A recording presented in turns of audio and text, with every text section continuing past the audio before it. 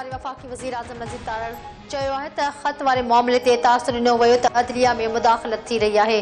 आज़ाद अदलियाई मुल्क खे अॻिते खणी वेंदी। इस्लामाबाद में प्रेस कॉन्फ्रेंस कंदे कानून वारे ऐं इतलात वारे वज़ीर चयो त अटॉर्नी जनरल पारां हिकु पैगाम ॾिनो वियो त इन कैमरा ब्रीफिंग ॾिनी वञे पर हक़ीक़तनि खां हटी करे ख़त लिखियो वियो। इन कैमरा ब्रीफिंग जी दरख़्वास्त क़ौमी सलामती जे करे कई वई हुई। क़ौमी सलामती ते का बि सौदेबाज़ी न थींदी। मामले खे एतिरो अॻिते न खणी वञणु घुरिजे। Attorney general Pakistan Mansoor Awan high court जे जस्टिस बाबर सत्तार जे ख़त जे हवाले सां वज़ाहत जारी कंदे चयो आहे त रियासत जी कुझु ॻुझी ॼाण हूंदी आहे। उन हवाले सां अटॉर्नी जनरल या एडवोकेट जनरल सां राब्तो कयो वेंदो आहे। न हुकूमत न वरी हुकूमती इदारा अदलिया जे मामलनि में मुदाख़लत करे रहिया आहिनि, न वरी करे सघंदा। तासुर ॾिनो पियो वञे त अदलिया ऐं एग्ज़ीक्यूटिव विच में लाॻापा ख़राब थी रहिया आहिनि। ऑडियो लीक्स केस में पैगाम ॾिनो वियो त पोइ ते हटी वञो। इस्लामाबाद हाई कोर्ट जे जज justice Babar Sattar chief justice Aamir Farooq खे ख़त लिखी छॾियो। जस्टिस बाबर सत्तार ख़त में ॼाणायो आहे त खेसि पैगाम ॾिनो वियो त ऑडियो लीक्स केस में स्क्रूटनी वारे अमल खां पोइ ते हटी वञो। मां अहिड़ी धमकीअ वारे हरबे ते को बि ध्यानु न ॾिनो। नथो सम्झां त अहिड़े पैगामनि सां इंसाफ़ जे अमल खे नुक़सानु पहुचंदो। Islamabad high court 190 million pound case में पीटीआई बानीअ जी ज़मानत वारी दरख़्वास्त ते फ़ैसिलो महफ़ूज़ करे वरितो। ज़मानत वारी दरख़्वास्त ते चीफ जस्टिस आमिर फारूक ऐं जस्टिस तारिक महमूद जहांगीरी ॿुधणी कई। अदालत धुरियुनि जा दलील ॿुधण बाद पीटीआई बानी जी ज़मानत ते फ़ैसिलो महफ़ूज़ करे वरितो। इस्लामाबाद हाई कोर्ट हुकूमत खे टैक्स नॉन फाइलर्स जो मोबाइल फोन सिम्स ब्लॉक करण खां रोके छॾियो। इस्लामाबाद हाई कोर्ट जे चीफ जस्टिस आमिर फारूक हुकूमत तरफ़ां नॉन फाइलर्स जा मोबाइल फोन सिम्स बंदि करण ख़िलाफ़ ख़ानगी मोबाइल फोन कंपनी जी दरख़्वास्त जी ॿुधणी कई। कानून में कयल तरमीम आइन जे आर्टिकल 18 में कारोबार जी आज़ादी जे बुनियादी हक़ जी मुनाफ़ी आहे। ख़ानगी मोबाइल कंपनी जे वकील सलमान अकरम राजा एडवोकेट अदालत 27 मई ताईं स्टे ऑर्डर कंदे हुकूमत खां नॉन फाइलर्स जूं मोबाइल फोन सिम बंदि करण खां रोके छॾियो। सुप्रीम कोर्ट पीटीआई बानी खे वीडियो लिंक ज़रिए पेश थियण जी इजाज़त ॾेई छॾी। वफ़ाक़ी हुकूमत खे वीडियो लिंक ज़रिए पेशीअ जा इंतज़ाम करण जी हिदायत। चीफ जस्टिस काज़ी फ़ाइज़ ईसा जी सरबराही में 5 रुकनी लार्जर बेंच नेब तरमीम मुक़ररम करार ॾियण ख़िलाफ़ हुकूमती अपीलुनि ते ॿुधणी कई। चीफ जस्टिस काज़ी फ़ाइज़ ईसा रिमार्क्स ॾिना आहिनि त पीटीआई बानी जी हर दरख़्वास्त मंज़ूर कनि था। पीटीआई बानी अदालत में पेश थियण चाहे थो त इंतज़ाम कया वञनि। पीटीआई बानी जेकॾहिं वकील चाहे थो त जेल सुप्रीडेंट इंतज़ाम करे। वज़ीर आज़म जो स्ट्रेटेजिक इदारनि खां सवाइ समूरनि मिल्कियती इदारनि खे ख़ानगाइण जो ऐलान।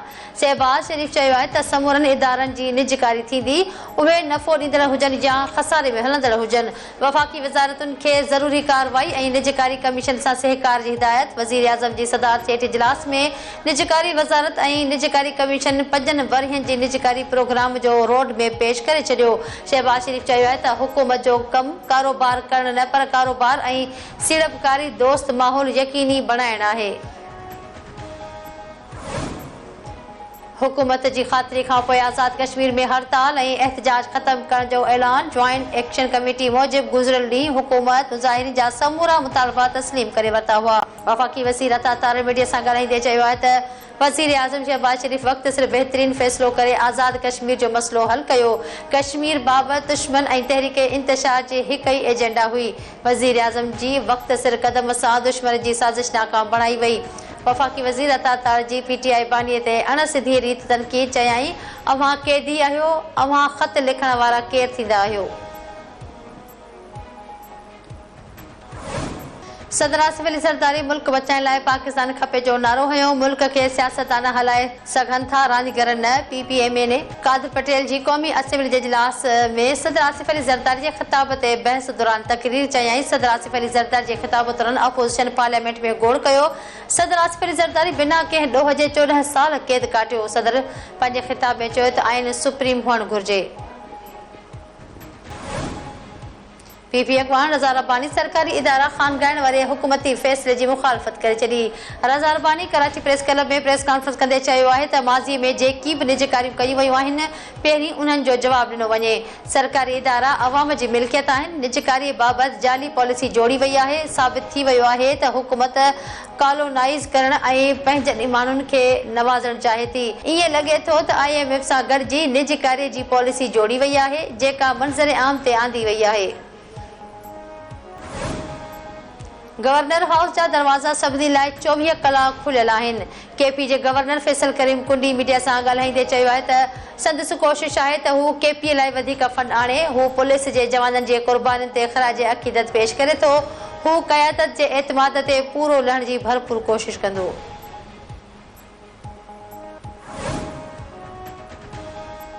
जेल खाते जे सूबाई वज़ीर पारां सिंध जे जेलनि में सुधारा आणण जो सिलसिलो जारी। सूबाई वज़ीर अली हसन ज़रदारी जा मलीर ऐं हैदराबाद जेलनि जा दौरा।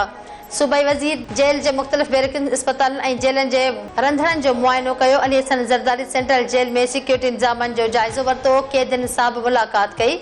संदसि चवण त सदर आसिफ अली ज़रदारी ऐं पार्टी चेयरमैन बिलावल भुट्टो ज़रदारी जे वीज़न मुताबिक़ जेलनि में सुधारा आंदा पिया वञनि। जेल सुधारनि तहत जेलनि अंदरि कैदियुनि खे हुनुर सेखारियो पियो वञे। कराची जिला के औरंगी टाउन पाकिस्तान बाज़ार में 7 वरहनि जी नीगरी सां ज़्यादती वारे वाक़े जो सूबाई घरू वज़ीर नोटिस वरितो। SSP ओलह खे वाक़े जी जांच इंक्वायरी कराइण जो हुकुम ज़याउल हसन लंजार हिदायत कई आहे त वाक़े बाबति अॻु भराई ते ॿधल तफ़सील पेश कया वञनि।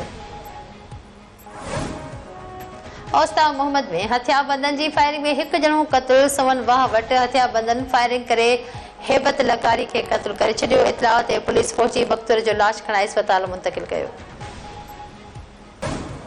समारे भरिसां ॻोठ जाम मेमन में 3 ॿारनि जी माउ जो घर मां फाहो ॾिनल लाश हथ।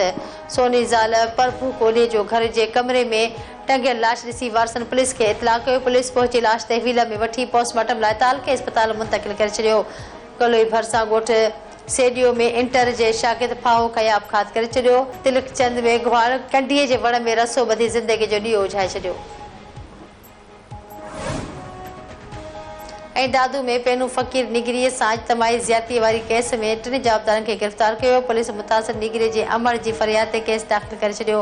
जवाबदारनि ते 12 वरहनि जी पेनू फ़कीर निगरीअ खे मुबैना तौरु ज़्यादती जो निशानो बणाए वीडियो रिकॉर्ड करे खेसि ब्लैकमेल करण जो इल्ज़ाम।